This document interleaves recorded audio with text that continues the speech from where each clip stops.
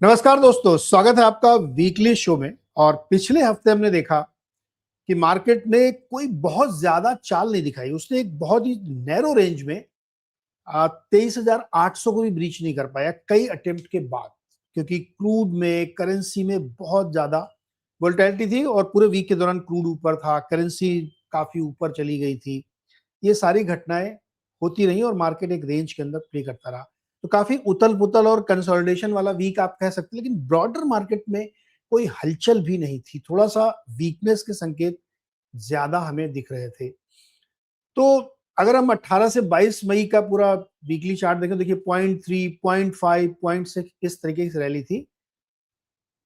IT index में 4% की तेजी बनी, रियल एस्टेट में बनी, डिफेंस में बनी, लेकिन बाकी जगहों पे नरमी थी। और मिड और स्मॉल कैप में भी कोई खास मूवमेंट नहीं था, या कह सकते हैं कि स्टेबल मूवमेंट यहाँ पे दिखा। एफआई का फिगर हम देखेंगे तो यहाँ पे एक अच्छी बात यह है कि पूरे मई के महीने में सिर्फ 32,000 करोड़ की सेलिंग है अब तक, और डीआईएस की 56,000 करोड़ की है। तो उनकी सेलिंग काफी कम हुई है और एफआई के सामने डीआईएस की बढ़ी है। और इसीलिए जब आप मंथली वाले देखेंगे तो मई का महीना देखिए अप्रैल के सामने बहुत ही इंटरेस्टिंग दिख रहा है। तो एफआई ने अपनी बिकवाली कम की है, ये भी एक बहुत ही दिलचस्प पॉइंट है। ऐसे में 3-4 सवाल मेरे मन में उठे जिनका हमें आज उत्तर लेना है। पहला सवाल तो ये है कि क्या मार्केट आइदर साइड में ऊपर या नीचे कोई ब्रेकआउट या ब्रेकडाउन करेगा, या एक कंसोलिडेशन फेज थोड़ा लंबा चल सकता है, क्योंकि खाड़ी में कुछ नहीं हो रहा है, युद्ध में कुछ नहीं हो रहा है, और अपनी कंट्री में भी एक तरीके से सिचुएशन जिसको तो नहीं कॉशियसली ऑप्टिमिस्टिक वाली है। तो किधर जाएगा मार्केट? दूसरा क्वेश्चन ये है कि आरबीआई की अब पॉलिसी आने वाली 5 तारीख को, क्रेडिट पॉलिसी। तो इन्फ्लेशन कंट्रोल करने के लिए और रुपये को स्टेबल करने के लिए क्या इन्फ्लेशन, इन सब चीजों को देखते हुए रेट हाइक की कोई चांस है क्या? इस पर बहुत डिबेट चल रही है सब तमाम जगहों पे, उस पर हम बातचीत करेंगे। तीसरा क्वेश्चन होगा कि जो मार्जिन फंडिंग है, एमटीएफ जिसको बोलते हैं, वो बहुत ज्यादा बढ़ गया, 1,22,000 करोड़ की वो बुक हो चुकी है। तो क्या वो एक बड़ा रिस्क बन रहा है? और जो चौथा सवाल है वो सबसे इंटरेस्टिंग है, क्योंकि बहुत जगहों पे आपने सुना होगा कि एसआईपी को ब्लेम किया जाता है कि रिटेल इन्वेस्टर एग्जिट दे रहे हैं एफआईआईज को, वो खूब खरीद रहे हैं और एफआईआई खूब बेच रहे हैं, और इसकी सारी जिम्मेदारी रिटेल इन्वेस्टर की, म्यूचुअल फंड की, एसआईपी की है। ट्विटर भरा रहता है इस डिबेट से, और इस पर एक ताजी जेफरीज की रिपोर्ट भी आई है। जेफरीज भी ये मान रहे हैं कि एसआईपी ही एफआईआई सेलिंग, रुपी स्लाइड के लिए जिम्मेदार है। लेकिन इसका एक काउंटर पॉइंट भी है। एक नैरेटिव होता है और एक डेटा के थ्रू सच्चाई सामने होती है। इस पर भी आज बातचीत होगी। मोस्ट कंट्रोवर्शियल है ये, लेकिन मोस्ट इंपॉर्टेंट है हमारे आपके लिए, क्योंकि हम आप लोग रिटेल हैं। तो इस पॉइंट को समझना बहुत जरूरी है। इसके लिए मेरे साथ हैं सुनील सर। सुनील सर का तो सबसे पहले बहुत बहुत स्वागत है सर। ये जो चौथा क्वेश्चन है ना, ये बहुत ही धांसू क्वेश्चन है। सारी डिबेट ना सब जगहों पे इसी पे चलती रहती है, तो इसको हम लोग लेंगे, लेकिन इसको शो के थोड़ा बाद में लेंगे। शुरुआत में तो कई और सारे महत्वपूर्ण मुद्दे हैं, पहले हम लोग उनको डिस्कस करेंगे। तो सर आप बताइए कि ये जो हमारे 4 सवाल हैं, इसमें से पहला सवाल है, मार्केट किधर जाएगा, ब्रेकआउट या ब्रेकडाउन? तो मार्केट जैसे आप देख रहे हैं, अभी आपने दिखाया उसमें कि 2 चीज़ मैं हाईलाइट करूंगा कि मार्केट कहीं नहीं जा रहा है, राइट। थोड़ा कभी आगे, कभी पीछे, कभी ऊपर, कभी नीचे, और खास करके एफआई की सेलिंग कम हो चुकी है। ये 2 पॉइंट मैंने पकड़ा आपके जो थे। तो इसका कारण क्या है कि अर्निंग सीजन, एक खास अर्निंग सीजन, जैसे हमने बताया कि अप्रैल महीने में पहले 2 हफ्ते डीआईएस थोड़ा कैश बिल्डअप करते हैं और फिर अर्निंग सीजन में डिप्लॉय करना शुरू करते हैं। इसलिए क्लियरली आपको देखा कि डीआईए का buying double of FII selling था, almost 30,000 crore, almost 60,000 crore, right. तो अर्निंग सीजन में डीआईएस ने डिप्लॉय किया, वो क्लियर है। तो क्यों डिप्लॉय किया, क्या है, और आपने दिखाया कि माइक्रो कैप और स्मॉल कैप इंडेक्स का भी करीबन फ्लैट था परफॉर्मेंस, यानी रिटेल और एचएनआई भी पार्टिसिपेट कर रहे हैं। तो रिटेल और एचएनआई क्या देखते हैं, ए मेरा पोर्टफोलियो करेक्ट हो गया तो मुझे अभी अच्छी चांस है एवरेज करने के लिए। दूसरा, कंपनी के नंबर अच्छे आते हैं तो वो एक, जैसे पास्ट परफॉर्मेंस से पैसा डालते हैं लोग, वैसे इमीडिएट अर्निंग रिजल्ट आते हैं उनके एक रुझान में डाल देते हैं, ठीक है। तो ये अर्निंग्स की लास्ट टाइम हमने दिखाया था जब 700 कंपनी की अर्निंग्स आई थी। अब दुगना हो चुका है, 400 कंपनी, 1,400 कंपनी की अर्निंग्स आ चुकी है। यहाँ पे देखिए और समझिए करीबन लार्ज कैप और मिड कैप का पूरा आ गया और खाली कुछ आज कंपनी है टॉप 500 कंपनीज के अंदर जिसका बाकी है। तो एक अच्छी पिक्चर बन गई। ये इस पिक्चर को आगे अगले स्लाइड में दिखाऊंगा मैं। तो आपको दिख रहा है कि मैंने यहाँ पर एम्फी का क्लासिफिकेशन है, ये large cap not the index का, बट खास आपको दिख रहा है कि लार्ज कैप का एक लो डबल डिजिट अर्निंग्स ग्रोथ हुआ है, ठीक है। मिड कैप का 30%, स्मॉल कैप का 36%, माइक्रो कैप का 42%। तो ये एक खासू अर्निंग सीजन रहा है। और लास्ट टाइम हमने डिस्कस किया कि रॉ मटेरियल का जो फरवरी वाला खरीदारी था, सस्ते में खरीदा, उसको इस्तेमाल कर दिया मार्च महीने में, तो इसीलिए उनके ऊपर कॉस्ट का प्रेशर ज्यादा नहीं दिखा और टॉप लाइन ठीक था। जैसे आप देख रहे हैं टॉप लाइन स्मॉलर कंपनीज का 20% टॉप लाइन ग्रो हुआ, तो अर्निंग सीजन अच्छा था। अब मार्केट पिछले देखिए शायद रिटेल इस अर्निंग्स को देकर खरीदना शुरू कर सकते हैं, बिल्कुल होता है, होने दो, ठीक है। मगर डीआईआईएस जो है और एफआईआईएस जो है, जो भी, और एफआईआईएस की आपने बोला कि बिकवाली हुई, बट जैसे मैं याद दिलाऊं सबको कि ये बिकवाली नहीं होता है कि हर एफआई बेच रहा है।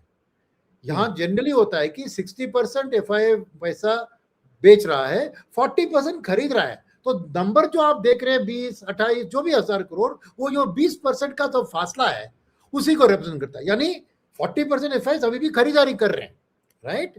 तो खरीद रहे हैं वो, तो खाली ये अर्निंग्स जो हो चुका है उसको नहीं लेते हैं। ये ऑटोप्सी होता है, डेड बॉडी का ऑटोप्सी होता है, और वो उनको चाहिए बायोप्सी, लाइव बॉडी को क्या होने वाला है डायग्नोसिस करना, तो उसके लिए प्रोजेक्टेड अर्निंग को लेना है। तो मैंने क्यों देखा कि अगर ये तो इतना घासू है तो क्या प्रोजेक्शन में वो नंबर को ही लेंगे? नहीं, क्योंकि ये पार्टिसिपेंट्स एनालिटिकल फ्रेमवर्क यूज करते हैं, उनको पता है कि Q4 में वॉर का इंपैक्ट नहीं दिखा तो Q1 में दिखेगा, Q2 में शायद कम दिखेगा और Q3 में शायद नॉर्मलाइज होगा। उस बेसिस पे देखिए यहाँ पर थर्ड कॉलम को देखिए, लार्ज कैप क्षेत्र में प्रोजेक्टेड ईपीएस 11% ही है। यानी एफआईआईएस का, क्योंकि एफआईआईएस का ज्यादा होता है, कंसेंसस एस्टिमेट है ये, क्योंकि ब्रोकर का पोल लेते हैं, राइट। तो ये एफआईआई ब्रोकर्स की पोल में 11%, तो समझिए कि 111% ऑफ द Q4 उन्होंने अगले साल के लिए प्रोजेक्ट किया है। It sounds to be fairly reasonable, यानी वॉर का इंपैक्ट को लेते हुए उसके बाद शायद 14% अर्निंग्स सेकंड हाफ में आएगी, उसके बेसिस पे 11% फॉर द फुल ईयर लिया है। और मिड कैप में लास्ट क्वार्टर का 30% था, बट उन्होंने लिया है खाली 18, राइट। स्मॉल कैप का 36 था, उन्होंने लिया खाली 20, माइक्रो कैप का 42 था, उन्होंने लिया खाली 28। तो उन्होंने भी एक डिस्काउंट फैक्टर को अप्लाई करते हुए, और देख रहे हैं अदर देन लार्ज कैप, उन्होंने मिड, स्मॉल और माइक्रो में 50 to 60% ऑफ Q4 जो अर्निंग्स ग्रोथ रेट थी उसी को साल भर की ग्रोथ रेट मानकर लेके गए। तो ये इतना एक आप समझ नहीं सकते कि अरे यार इस अच्छे अर्निंग्स को देखकर उम्मीदें बढ़ाकर निवेश कर रहे, नहीं।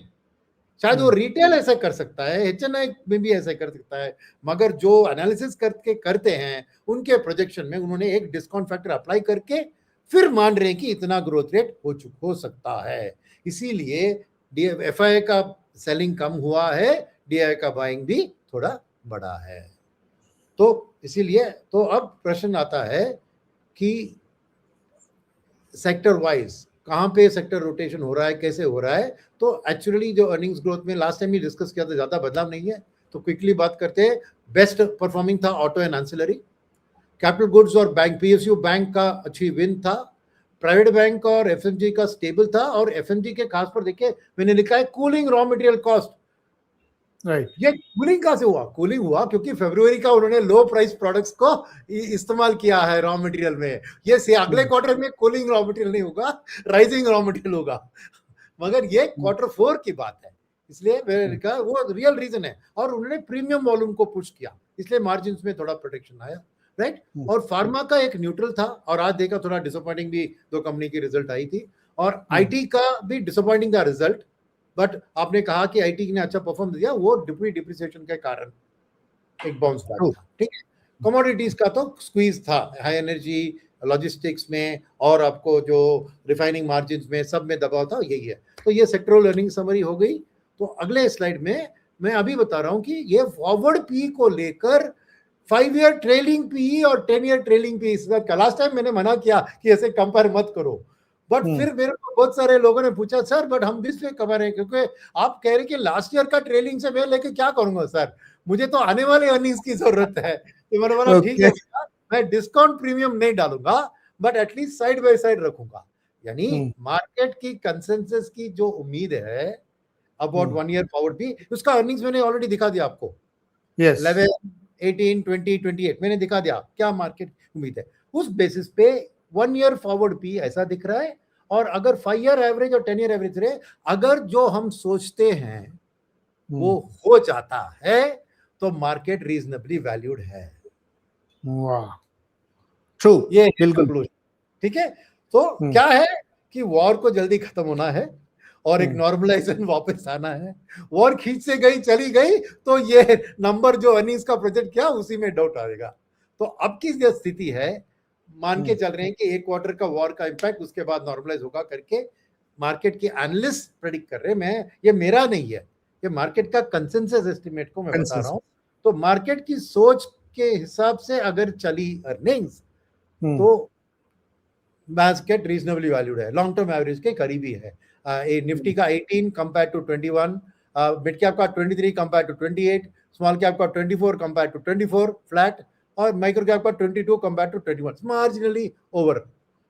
तो ये, सो लेट अस होप कि आज जो मार्केट एक्सपेक्ट कर रही है वो हो जाए तो हमारे लिए सब चंगा। ठीक है, बिल्कुल सही।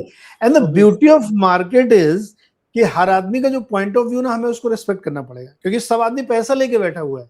मुझे अगर यही पसंद है और मैंने पैसे डाल दिए तो आप कुछ नहीं कर सकते। You have to respect everybody's valuation matrix and their view point. Correct. तो अब आपके क्वेश्चन पे आते हैं, ये कंसोलिडेशन फेज क्या चलेगा। देखिए, फर्स्ट लाइन में मैंने लिखा है कि बेस्ट कपल ऑफ वीक्स के लिए, क्योंकि मॉनसून का क्लैरिटी और आरबीआई की पॉलिसी जून 5 को ये डिसाइड करेगी। बिकॉज अगर आरबीआई का रेट हाइक वो बाद में डिसाइड करेंगे, डिस्कस करेंगे, रेट हाइक हो गया तो मार्केट में भयंकर नेगेटिव इफेक्ट आ सकता है। और मानसून का नंबर जून 10 को मानसून का नॉर्मली इस बार कह रहे हैं कि मई में शुरू हो जाएगा मानसून।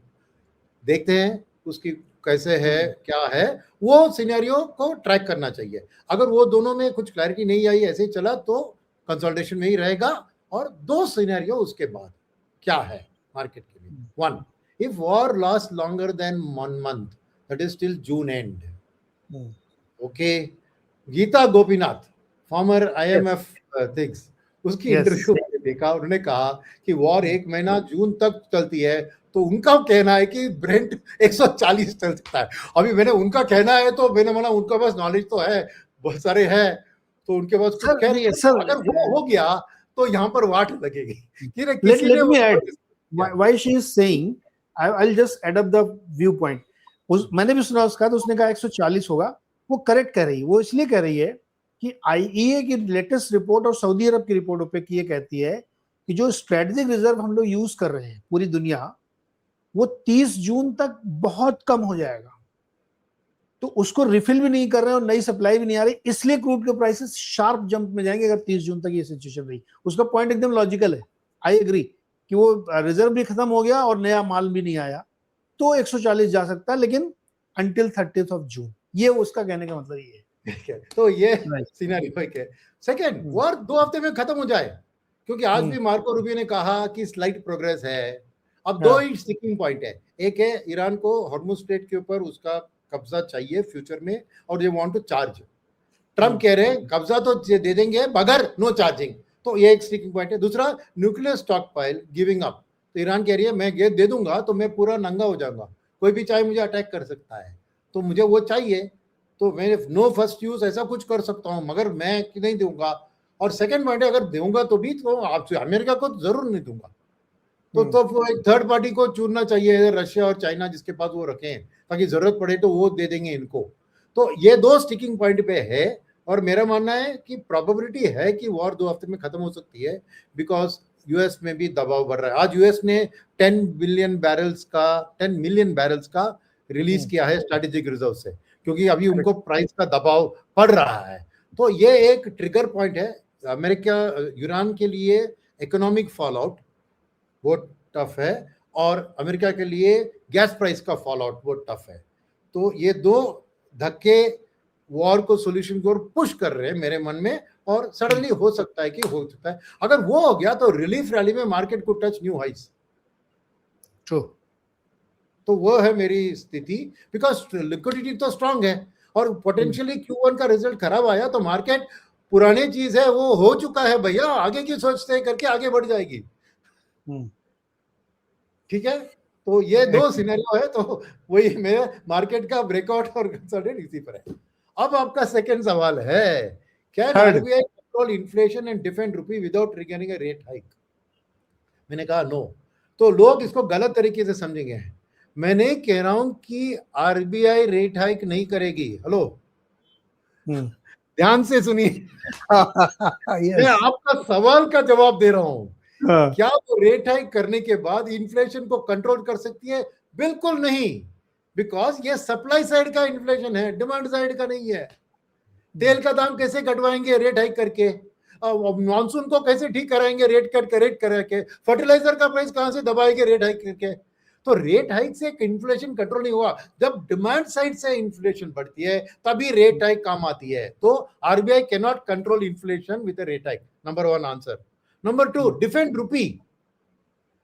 देखिए, आरबीआई को सवाल ही नहीं उठता है डिफेंड रुपी के लिए। वॉलेटिलिटी को ही डिफेंड करना चाहती है वो। रेट हाइक के शॉक करके रुपी को डिफेंड करना कभी सोचेगी नहीं RBI, because rupee is not so important. Geeta Gopinath की ये स्पीच देखिए, उन्होंने बार बार राजदीप ने पूछा $100 जा सकता है क्या, 100 जा सकता है क्या? उसने बोला ये 100 नंबर है यार, वो कभी ना कभी तो जाएगा, इस नंबर पे मत अटको। राइट, अगर जाना है तो जाएगी।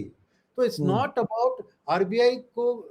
देखिए 92 पे डिपेंड किया था उन्होंने, 94 पे डिपेंड किया, 96 पे डिपेंड कर रहे हैं। ये स्पॉट एक्शन से थोड़ी बहुत एट द मार्जिन कर रहे हैं, मगर रेट का इस्तेमाल करना करेंसी को, बिकॉज करेंसी का डबल एज स्वॉर्ड है। एक्सपोर्टर को हेल्प करता है, इंपोर्टर को हर्ट करता है। और आज क्या चाहिए हमें? हमें इंपोर्ट को हर्ट करना है ताकि डिमांड घटे। तो मेरा मानना है कि आरबीआई रेट हाइक कर सकती है, मगर वो बात अलग है। वो रेट हाइक इसीलिए करेगी क्योंकि उनको लग रहा है कि डिमांड साइड से प्रेशर्स बढ़ रहे हैं। अगर वो ऑटो की सेल्स अच्छी थी, रूरल डिमांड भी बढ़ने वाली बात है, ऐसे डिमांड को कंट्रोल करनी है, रेट हाइक का कर सकते हैं, मगर वो डेटा बेसिस पे होगा। अभी वक्त है, तो मैं नहीं कह रहा हूं कि आरबीआई रेट हाइक नहीं कर सकती है, मगर ना ही इन्फ्लेशन कंट्रोल ना ही रुपी का डिफेंस वो रेट हाइक से कर सकती है। Okay, right.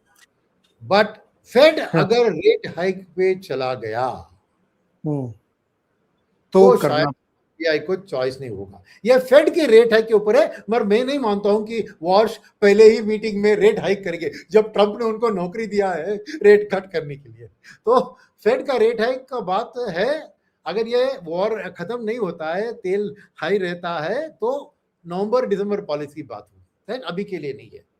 तो मेरा क्लियर है कि ना इन्फ्लेशन कंट्रोल ना रुपी का डिफेंस में रेट हाइक काम आएगा।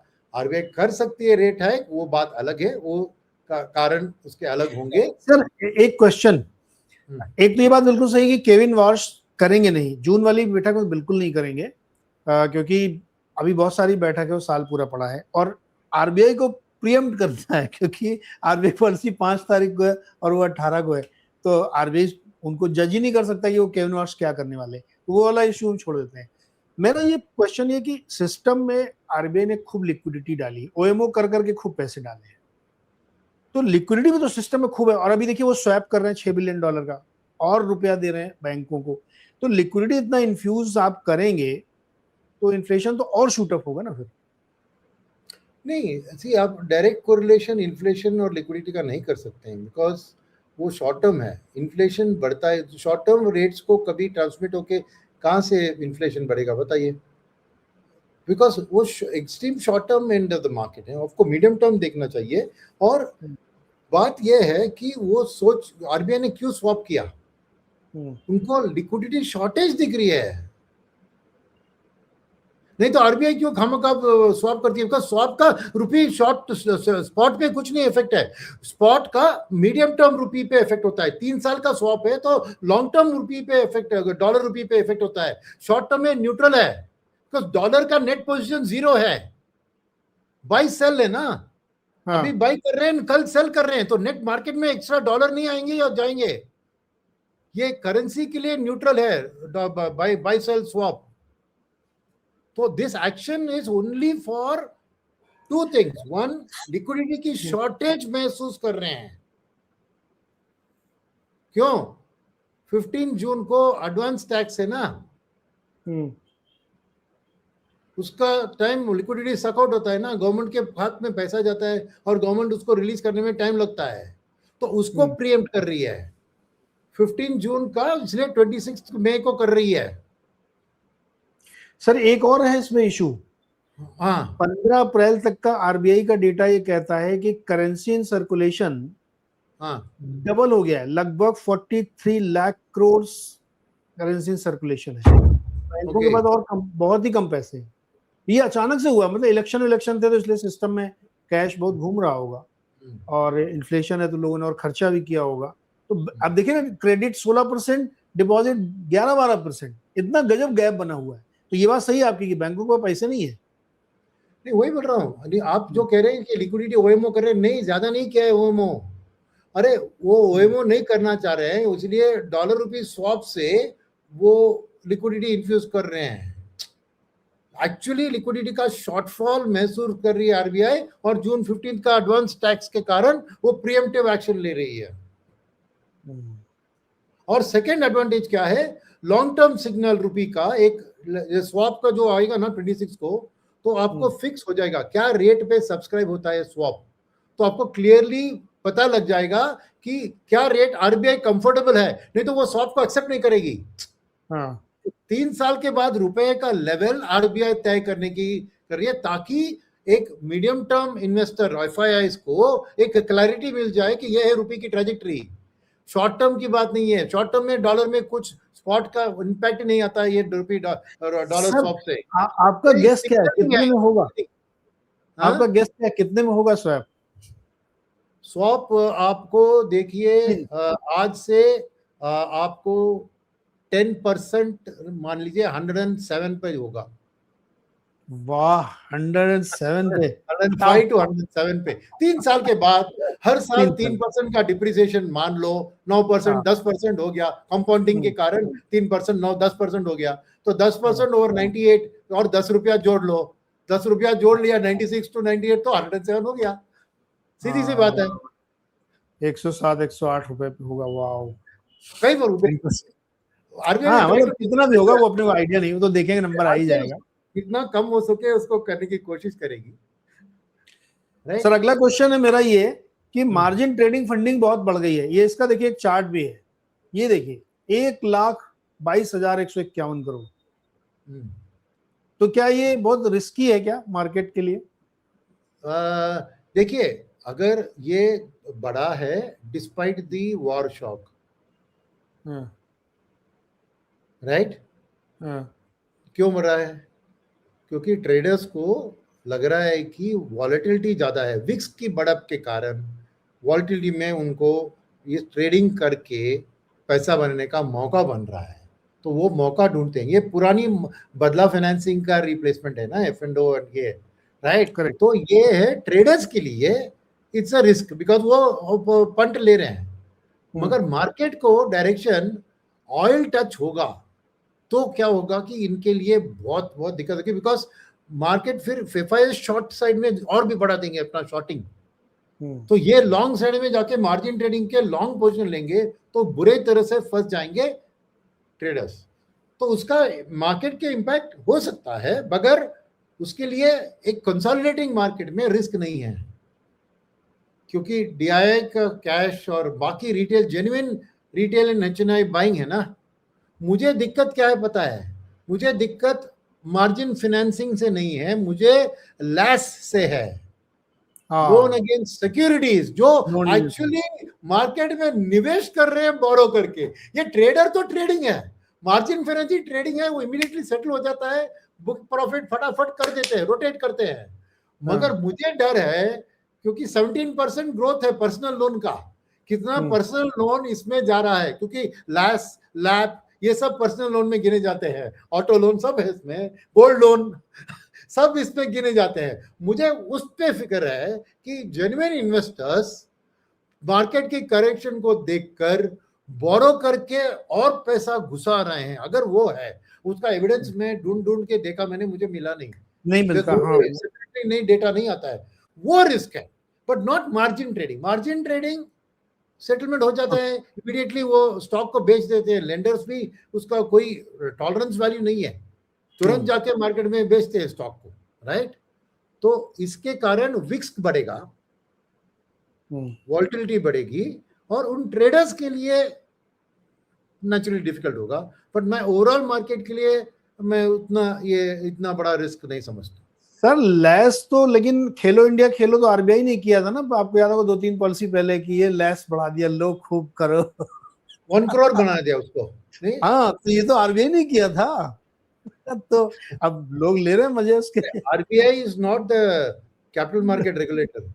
नहीं, वो लेंडिंग सिक्योरिटीज उन्होंने दिया था बैंकों को कि आप, not the capital market regulator. हाँ, वो उनको पता नहीं। वो क्या कह रहे हैं कि लोन अगेंस्ट शेयर लेके आप कुछ और खरीदो, घर खरीदो।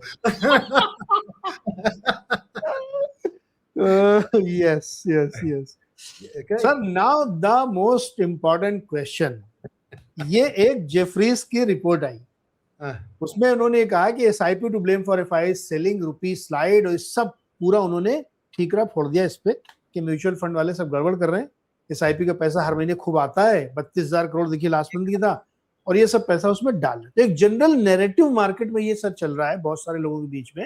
और मिस्टर शंकर दयाल शर्मा जो है, हाँ, शंकर शर्मा तो मतलब इसको उन्होंने ट्वीट भी किया, उन्होंने तो बहुत डाला इसको एग्जैक्टली उनकी, मतलब ये रिटेल वाले बार बार जो है एफआईआईज को एग्जिट दे रहे हैं, ये एक जनरल नैरेटिव्स बना हुआ है। और नॉट ओनली एफआईआईज, एचएनआईज को भी, फैमिली ऑफिस को भी, प्रमोटर को भी, सब रिटेल वाले एग्जिट दे रहे हैं। ये रिपोर्ट पर आपका व्यू चाहिए मुझे। तो मैंने पहले समराइज किया है रिपोर्ट को, जो मैंने पढ़ा है उसको, तो देखते हैं क्या है। फर्स्ट, एसआईपी इन्फ्लोज उनके नाम नहीं, वो मैकेनिज्म, हाँ, strong SIP inflows create domestic liquidity, वो सही उन्होंने कहा। FIIs facing expensive valuation, better other emerging market opportunities are selling into this liquidity. ठीक है?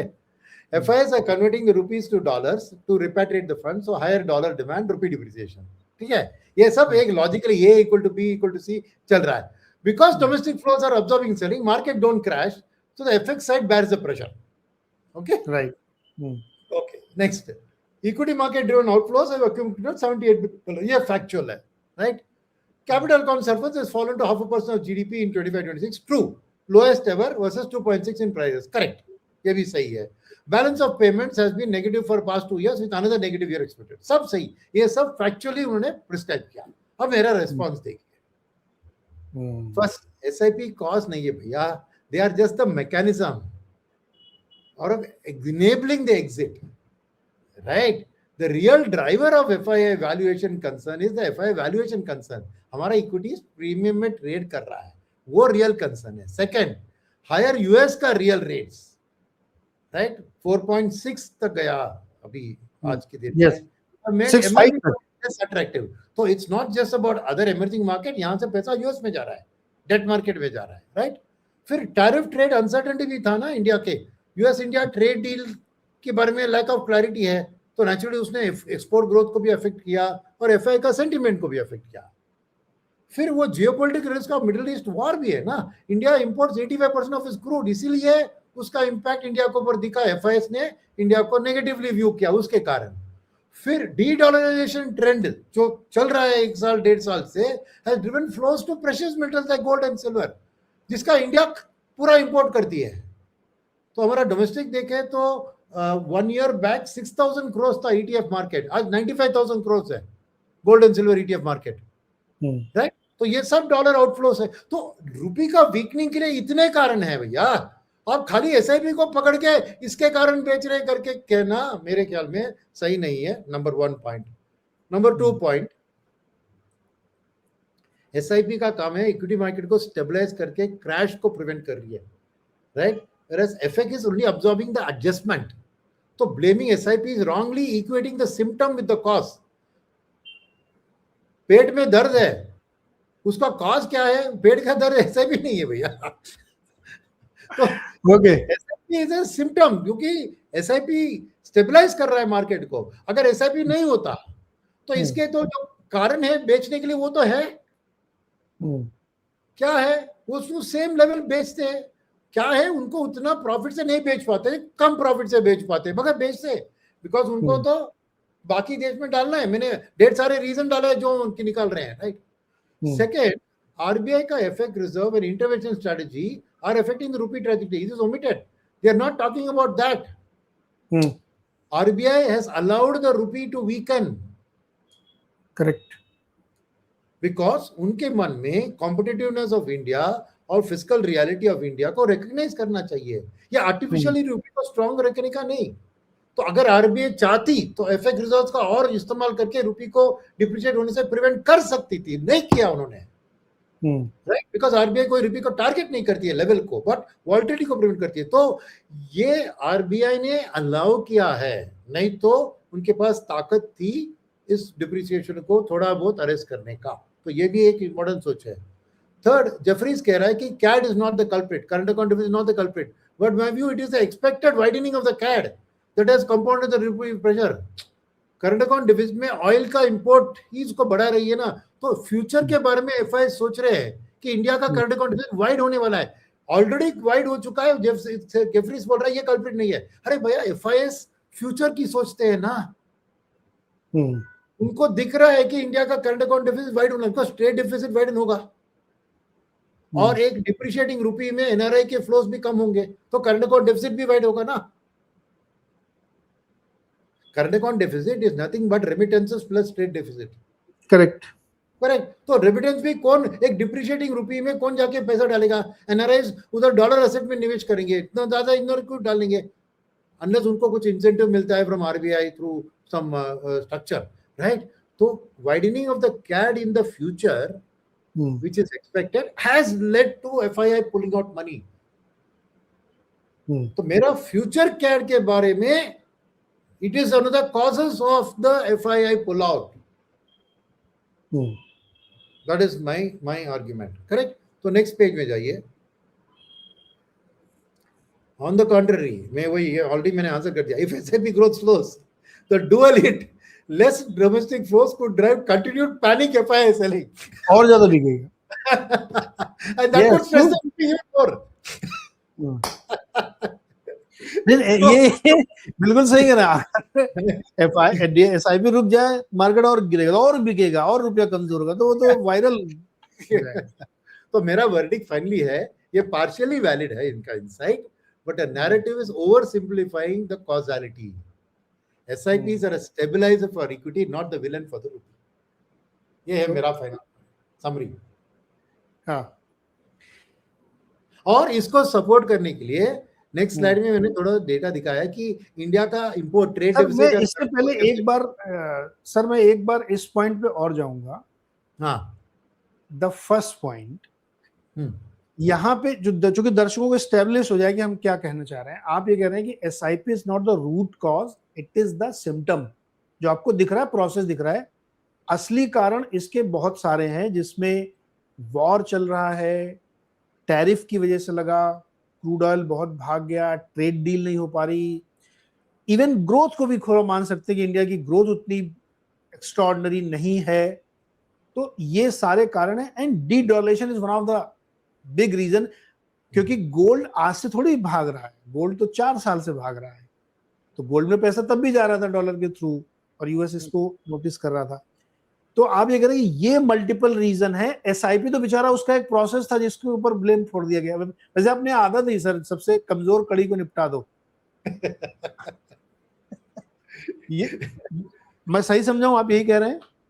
बस यही है एग्जैक्टली और इसको मैं प्रूव कर रहा हूँ। दो स्लाइड है कि इंपोर्ट बिल और FII की जो सेलिंग है उसका। पहले देखिए, ये है हमारी इंपोर्ट बिल, टॉप 5 शिपमेंट्स क्या है, $174 बिलियन ऑयल है, $116 बिलियन कंज्यूमर इलेक्ट्रॉनिक्स है, क्योंकि आईफोन के पार्ट्स इंपोर्ट करके फिर आईफोन को मैन्युफैक्चर करते हैं, कार के पार्ट्स को इंपोर्ट करके फिर कार को हम इस्तेमाल करते हैं, राइट। ओके, फिर थर्ड है गोल्ड, $72 बिलियन। टू, फिर आता है बाकी जो छोटी मोटी चीजें, राइट, मशीनरी और non ferrous metals, steel, sorry not steel, copper, aluminium. तो कॉपर, एल्यूमिनियम, ये सब। ये तो क्रूड का क्या है, it's a war related. What is the next one, consumer electronics, that is because we are trying to become the manufacturing hub. तो semi finished products को उधर चाइना से लेकर हम फिनिश करके आईफोन को एक्सपोर्ट कर रहे हैं ना, गाड़ी इंपोर्ट कर रहे हैं, तो उसका आधा पार्ट्स तो उधर से आता है, right. So these are the main reasons for our widening current account deficit, which is causing the rupee to weaken. और ये एक पॉइंट है। दूसरा पॉइंट है in terms of FII exit, तो उन सिंपली बात करें कि significant portion of FII money is two parts, passive flows और active flows which are benchmark to the index, right. ये दोनों के लिए देखिए, Q4 24 में इंडिया का 19% था इंडेक्स में वेट, आज 12% है। तो पैसिव फंड के पास चॉइस नहीं है भैया, एसआईपी फ्लो हो या ना हो, उनको तो बेचना ही है इंडिया। ये कौन सा एसआईपी को आपने कसूरवार मान लिया भैया, वो पैसिव फंड तो अपने आप 7% उसको इंडिया का वेटेज कम कराना ही है, वो कंप्यूटर कर देगा, आपको कुछ करने की जरूरत नहीं है, ना फंड मैनेजर की जरूरत, ना किसी को जरूरत। ये इंडेक्स में हमारा वेट चेंज हुआ है, उसके लिए कई कारण है, एआई में we are not ready, market capitalisation फलाना फलाना है। और अगर एसआईपी नहीं होता तो हमारी मार्केट और भी वॉलेटाइल होती, तो ये शेयर 12 से 8% गिर जाता भैया। तो ये गलत तरीके से आप खाली एसआईपी को कसूरवार मान रहे हैं, ये है मेन। और एक एक्टिव फंड मैनेजर, समझिए इंडिया को ओवरवेट रख रहा है या अंडरवेट। मैं ओवरवेट बता रहा हूं, जब 19 था तो मैंने 21 रखा, अरे तब 12 था तो मैं कितना रखूं यार, 13 रखूंगा।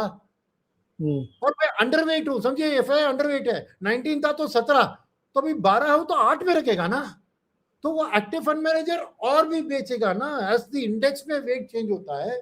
उस stock, the India, the stock that is India, एक एफआई के लिए इंडिया एक स्टॉक है, याद रखिए। तो बेंचमार्क में स्टॉक का जो वेट है उसके है प्लस माइनस उसका ओवरवेट या अंडरवेट। तो जब 7% हमारी इंडेक्स में ही शेयर गिर चुकी है, वो पैसिव फंड क्या करेगा, और वो एक्टिव फंड जिसका बेंचमार्क ये इंडेक्स है वो क्या करेगा, उसके पास चॉइस नहीं है, वो कैसे जस्टिफाई करेगा, मैं 21 पे रखूंगा तो इंडेक्स 12 पे है, 9% थोड़ी वो ओवरवेट रख सकता है, अब चली जाएगी उसकी। तो this is a fact of life, that index जो करता है उसका सर्टेन बेसिस होता है, so it is not SIP. तो ये वही मैं कह रहा हूं कि because of this. And second point, तो यहां से निकल रहा है, कहां जा रहा है पैसा, ताइवान का कोरिया 25, कोरिया का 9 से 19, तो यहां से निकलकर उधर जा रहा है भैया, और कुछ पैसा यहां से निकलकर अमेरिका जा रहा है, क्योंकि उधर इंटरेस्ट रेट बढ़ चुकी है।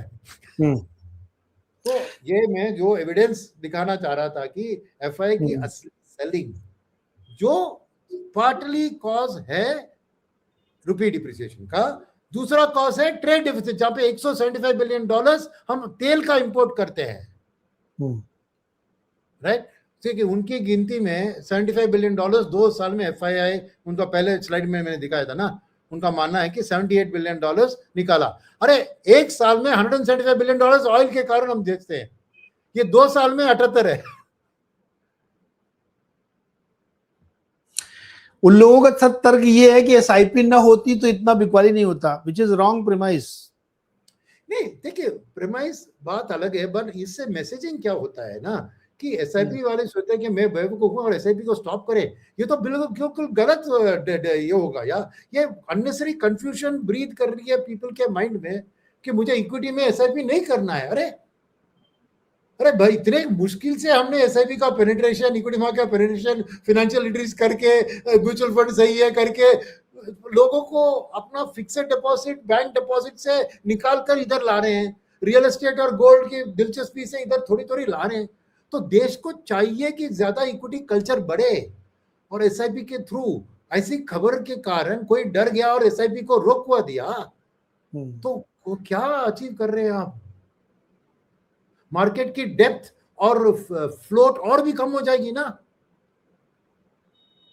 मार्केट और भी वॉलेटाइल हो जाएगा, फिर इंडेक्स में हमारा शेयर और भी गिर जाएगा, नेगेटिव लूप में चला जाएगा यार। ये खाली क्योंकि स्टार्कली दिखता है ना, 30,000 करोड़ दिखता है तो सबकी आंखें उसके ऊपर लगी हुई है।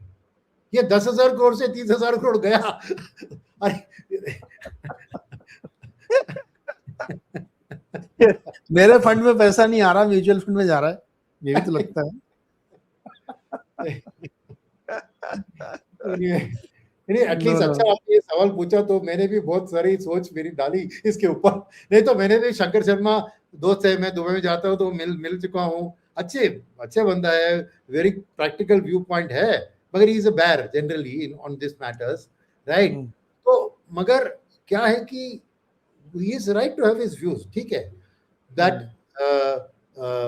जो भी है एफआईएस के लिए आप एग्जिट प्रोवाइड कर रहे हो, जो जाना जाता है, अरे the point is not that, the point is that वो क्यों जाना चाहता है, ये जानने की जरूरत, हाँ ये जानने की जरूरत है। वो अंडरलाइंग फैक्टर को पहले हम कंट्रोल नहीं कर सकते, अंडरस्टैंड तो कर सकते हैं ना। यस भाई, वो इसलिए नहीं जा रहा कि आप खरीद रहे हो, वो इसलिए जा रहा है कि दूसरे फंडामेंटल रीजन है जिसकी वजह से वो जा रहा है। एब्सोल्युटली, आप नहीं खरीदो और बेचूं मैं, तो अब तो इधर का मार्केट बिल्कुल बेकार है, तो लोकली नहीं खरीद रहा तो मैं क्यों खरीदूं? That could also be possible। नहीं, ये बहुत इंटरेस्टिंग इसलिए था सर क्योंकि ये बहुत दिन से मैं सुन रहा था, बहुत चर्चा चल रही थी, तो मैं तो अपने मॉर्निंग शो में रोज कहता था कि कुछ भी हो जाए एसआईपी बंद नहीं करनी है, मार्केट कितना भी खराब लगे, क्योंकि इससे अच्छा मैकेनिज्म नहीं है। इट्स अ मैकेनिज्म और ये बेस्ट तरीका है, अदरवाइज कोई तरीका मुझे समझाओ इससे बेटर तरीका मार्केट में रिटेल इन्वेस्टर के लिए एंटर करने का है, नहीं है ना, तो फिर चलने दो और लॉन्गर पीरियड में आपको पैसा बन ही जाता है, कम ज्यादा। और एक बात आप समझिए नीरज जी, सिंपल सी कह रहा हूँ, मार्केट एक ह्यूमन बीइंग होता है जिसके पास अपने दिमाग चला के डिसीजन मेकिंग कैपेसिटी होता।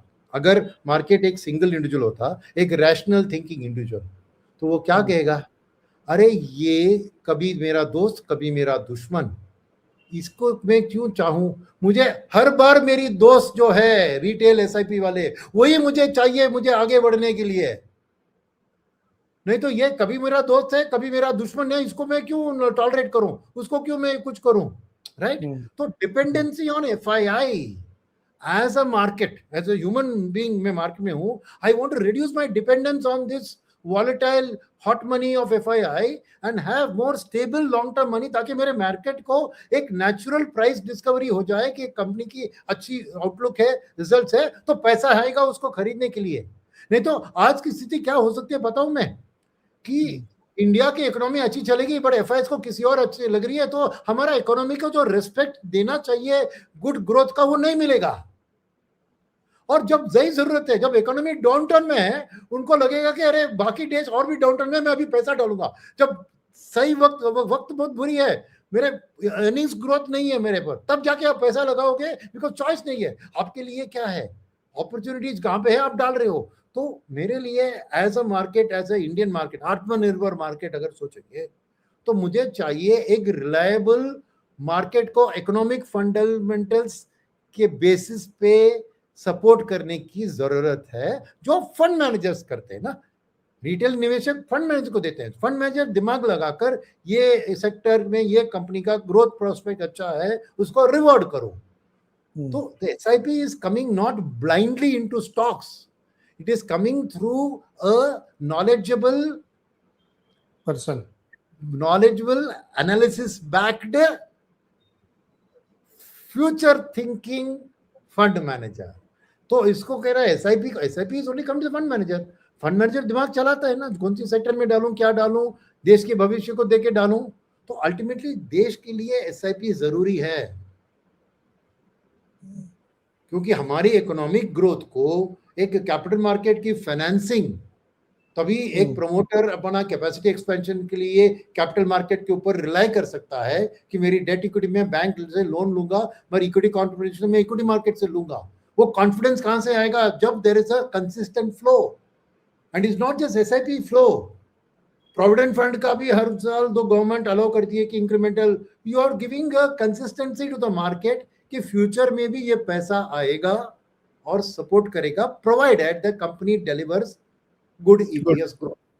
तो economy delivers good GDP growth, company delivers good EPS growth, then there is some money to respect. नहीं तो क्या हो गया, दूर दूर में पानी है, एक ड्रॉप भी नहीं, बूंद पीने के लिए, जैसे होता है सागर में पानी होता है अगर सॉल्ट वाटर में पी नहीं सकता, तो वैसे नहीं होनी चाहिए कि इकोनॉमी की सब ठीक है मगर लिक्विडिटी नहीं है किसी को सपोर्ट करने के लिए। तो एसआईपी का एक लॉन्ग टर्म विजन देश के लिए बहुत इंपॉर्टेंट है यार, बहुत इंपॉर्टेंट है। True, I agree sir. US में 401k प्लान एक एसआईपी ही है। हर महीने तनख्वाह से इक्विटी मार्केट में पैसा डालते हैं, उसको नाम एसआईपी नहीं दे रहे हैं, वो 401k प्लान है। तो वो एक कारण है ना अमेरिकन मार्केट का इतना लाइफ टाइम में पहुंचना। वहां पे क्यों नहीं कहते हैं कि 401k is giving exit? Yes yes, नहीं इंटरेस्टिंग है, दर्शकों को जानना चाहिए। 401 एक प्लान है यूएस में, वहां के पैसे मार्केट में आते हैं डायरेक्टली। तो नहीं, ये चर्चा सर इसलिए बहुत जरूरी थी कि रिटेल के बीच में बहुत कंफ्यूजन फैला हुआ था। सिस्टमेटिक वेल्थ ट्रांसफर एक नया वर्ड निकल आया था, SWT हो रहा है कि गरीबों का पैसा, मतलब रिटेल का पैसा अमीरों के पास जा रहा है, जो HNI है, अल्ट्रा HNI है, FII है। तो SWT आप देखिए ना, गूगल करिए, खूब निकलेगा, खूब लोग बात कर रहे थे। तो चूंकि जेफरीज ने बोल दिया था तो हमने कहा आज ये बहुत सही समय इस पे बात हो जानी चाहिए। ये क्या, thank you so much sir, बहुत ही interesting discussion and backed on data. Point है कि आप इसको समझिए। तो देखते हैं क्या होता है, इस पे कैसे रिएक्शंस आते हैं। लेकिन दर्शकों से भी मेरी रिक्वेस्ट है कि आप इस पे अपने रिप्लाई लिखिए, जवाब दीजिए हमें, और इसको समझने की कोशिश करिए फैक्ट के आधार पे कि क्यों एसआईपी जरूरी है।